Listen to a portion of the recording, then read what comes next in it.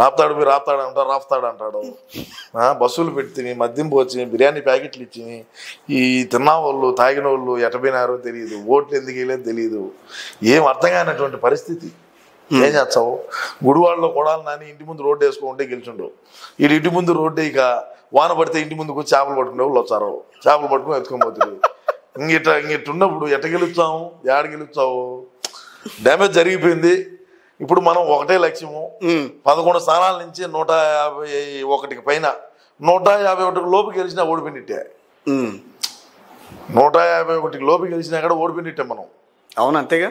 175 గెలిచినట్టు. 175 రావాలంటే 2039లో ఖచ్చితంగా కొడతాం. ఒకసారి నేను చూశాను ఒక వీడియో, సిద్ధం సభలకు వచ్చిన వాళ్ళని కూడా మీరు విమర్శించారు. ఎవరు? మీరు. విమర్శించలా, అసలు సభలకి జనమే రాలేదని అన్నారు. ఎవరు? మీరు. అందుకే కదా గ్రీన్ మ్యాట్లు వేసుకునింది.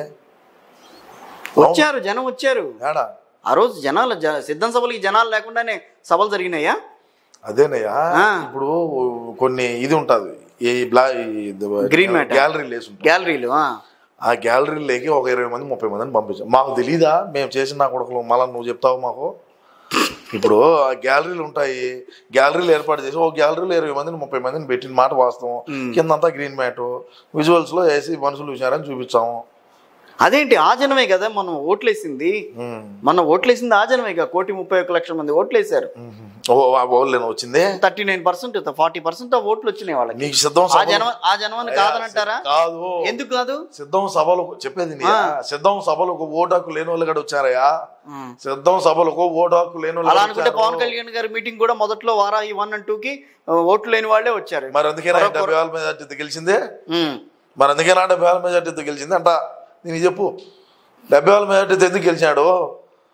ఈడు వచ్చినా కూడా, ఓటాకు లేనోడు వచ్చినా కూడా మా భవిష్యత్తు బాగుండాలంటే కూటమి కోటిండి అని ఇంట్లో వాళ్ళని తొడుగొమ్మి దగ్గరుండి ఓటేసి బయటికి తీసుకొచ్చినటువంటి వ్యక్తులు ఉన్నారు. పవన్ కళ్యాణ్ గారికి, జనసేనకు, బీజేపీ, తెలుగుదేశం కూటమికి.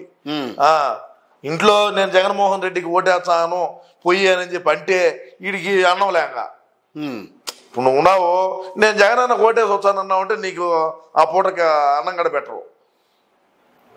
ఎవడన్నా ధైర్యంగా చెప్పినాడా నేను అన్నకు ఓటేసాననే? చెప్పలా. మరి ఎందుకు ఇట్లాంటి చూసాం పోయా స్వామి, మచ్చుగా చూసాం.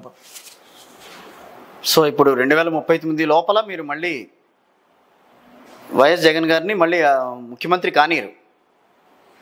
నేను కానిచ్చేదానికే ప్రయత్నం చేస్తా. ప్రజలు కూడా నమ్మాలి కదా, ప్రజలు ఆశీర్వదించాలి కదా, ప్రజాస్వామ్యం కదా. 11 నుంచి 151 కొట్టాలంటే ఇప్పుడు మధ్యలో 5 పోయినప్పటికీ 5 మళ్ళా తెచ్చి